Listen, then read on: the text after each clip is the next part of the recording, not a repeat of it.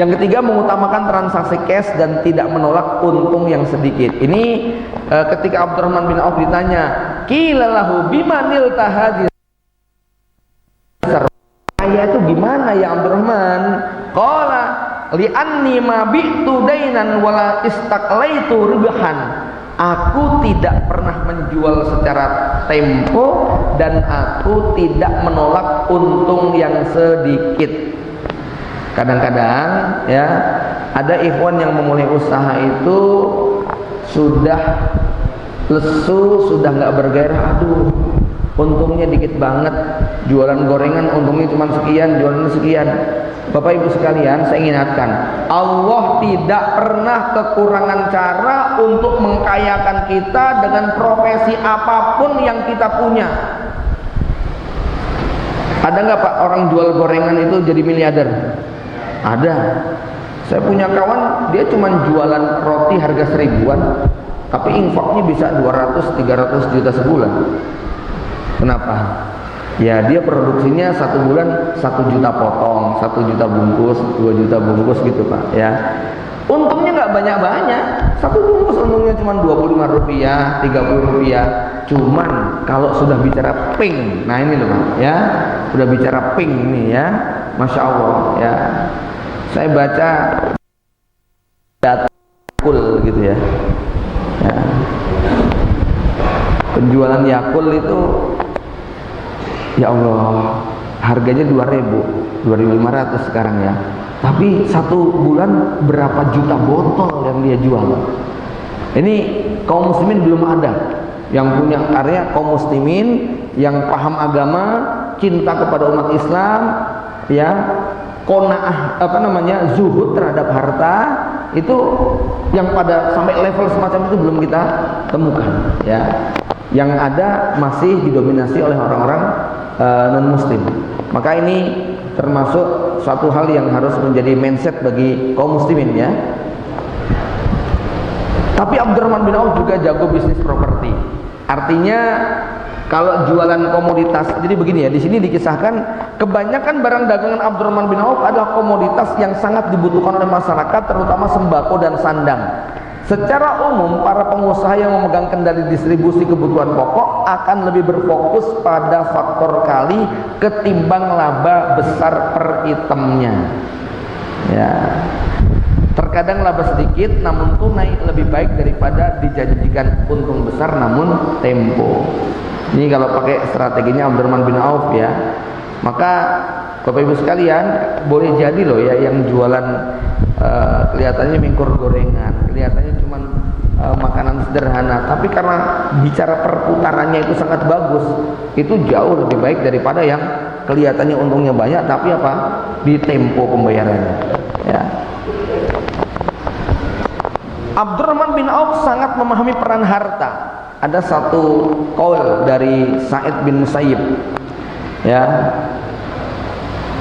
la khaira fima la yajma'ul mal fayaqdi bihi dainahu wa yasilu bihi rahimahu wa yakuffa bihi wajhahu. Tidak ada kebaikan pada orang yang tidak mampu mencari harta, yaitu harta yang digunakan untuk membayar hutangnya, mencukupi kebutuhannya, wa yasilu bihi rahimahu, harta yang digunakan untuk bersilaturahmi, dan harta yang digunakan untuk menutupi kehormatannya supaya nggak minta-minta. Jadi fungsi harta 3 Pak ya. Yaqdi dainahu, untuk membayar hutang. Yang kedua, yasilu rahimahu, untuk menyambung silaturahmi. Wa yakuffa bihi wajhahu, untuk menutup wajahnya. Maksudnya supaya tidak ngemis, tidak minta-minta, tidak mengharap belas kasihan ya. Dalam riwayat lain ya, Abdurrahman bin Auf mengatakan, ya habbadal mal ya, duhai betapa beruntungnya orang yang punya harta, dengannya aku bisa beribadah kepada Rabbku dan dengannya aku bisa menutupi wajahku. Itu 2 fungsi harta ya. Kemudian yang keempat, Abdurrahman sangat menjaga keberkahan transaksi.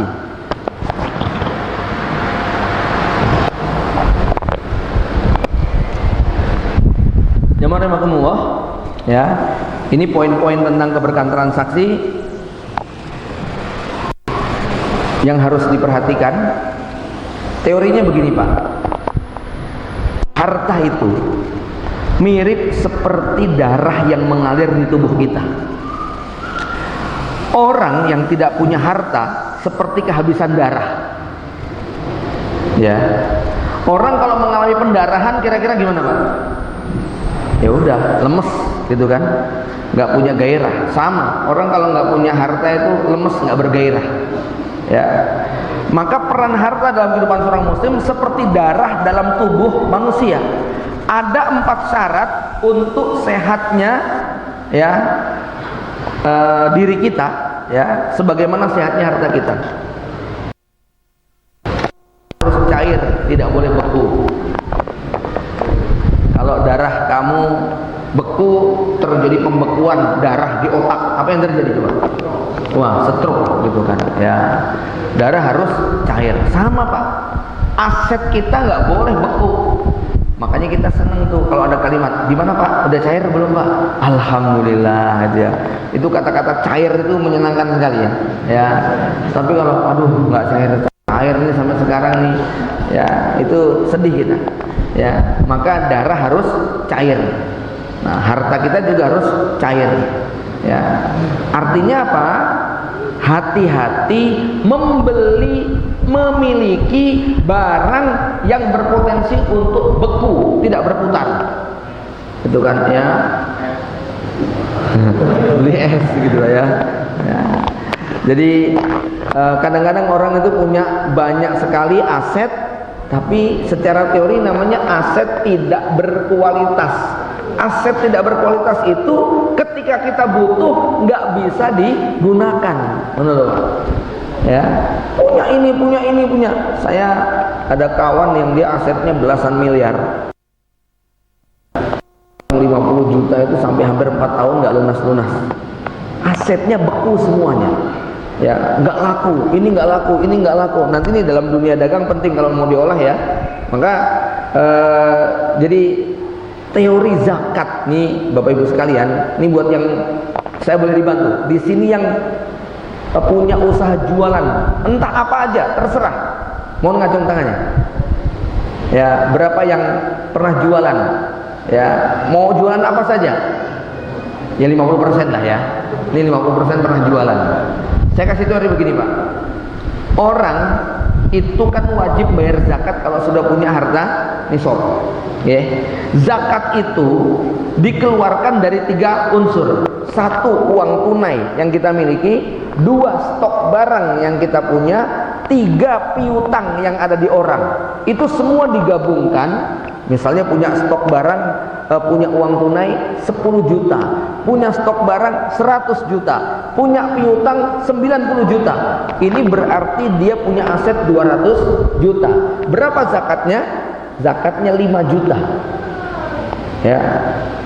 Banyak pedagang yang asetnya itu sudah tembus nisab tapi nggak bisa bayar zakat. Kenapa? Karena dia punya barang tidak berkualitas, punya piutang tidak berkualitas. Ya, piutangnya nggak bisa ditagih, barangnya nggak laku dijual, gitu loh ya. Sementara duit di tangan cuma 2 juta, ya. Padahal kewajiban bayar zakatnya 10 juta misalnya. Dia punya stok barang 400 juta, punya piutang 500 juta, uang di tangan 10 juta. Akhirnya ketika bulan Ramadan harusnya bayar zakat, zakatnya ditunda, zakatnya diutang. Ini salah satu tanda-tanda kiamat yang saya baca dari riwayat Ali bin Abi Thalib. Waz-zakatu dainun, zakat jadi utang. Harusnya dia bayar, nanti dulu deh, belum ada duitnya, gitu ya. Kenapa itu bisa terjadi? Karena dia tidak memahami bahwa ini ada kewajiban, ya. Maka pengusaha yang usaha yang baik, ya, itu kalau tiga-tiganya sehat. 1, cash flow, punya uang di tangan yang aman. 2, punya barang yang laku dijual. 3, punya piutang yang mudah ditagih. Sehingga kalau Anda pedagang Pak ya, kira-kira begini, pastikan jangan semua harta dibuat belanja, harus punya uang tunai. Ini cash flow namanya. Yang kedua apa? Beli barang yang laku, jangan beli yang nggak laku, gitu kan ya. Yang ketiga apa? Jangan ngutangin ke sembarang orang, ngutangin ke orang yang bisa bayar. Nah kalau ini dimiliki, oh zakat lancar, gitu kan ya, nggak khawatir untuk tidak bayar zakat. Saya banyak berjumpa dengan kawan-kawan yang dia bingung ketika mau bayar zakat nggak ada uangnya, karena tadi yang terjadi cash flow-nya rusak, stok barangnya numpuk, piutangnya nggak bisa ditagih, ya cair. Yang kedua, darah harus mengalir, tidak boleh berhenti. Ya, silahkan dicoba ya, jarinya diikat pakai karet 1 jam aja, kira-kira gimana rasanya? Cenut, cenut, cenut, kan begitu Pak? Nggak ngalir ini, ya. Sama rezeki kalau nggak ngalir tuh kayak begitu Pak, ya. Makin kencang perputarannya, makin kencang alirannya, makin sehat, gitu kan, ya. Nah, yang peredarannya lambat itu biasanya gara-gara gula darahnya berlebihan, ya. Jadi tersumbat, macet, kurang lancar, begitu kan. Nah, kalau sudah kayak gitu, tubuh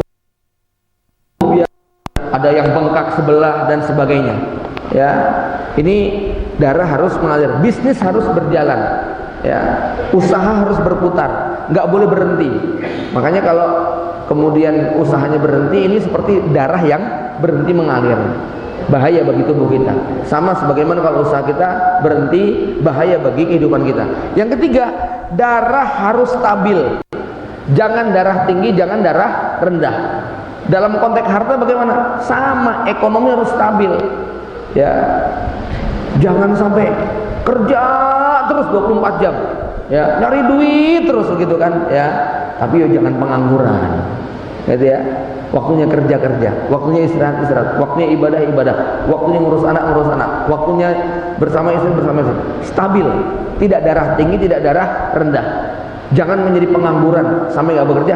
Jangan juga dari mulai bangun tidur sampai mau tidur, sampai pas tidur mimpinya nyari duit terus, begitu kan. Itu nggak benar, gitu ya. Itu darah tinggi dia. Darah tinggi itu bisa gampang pingsan, ya. Darah rendah itu juga lemes, nggak bergairah.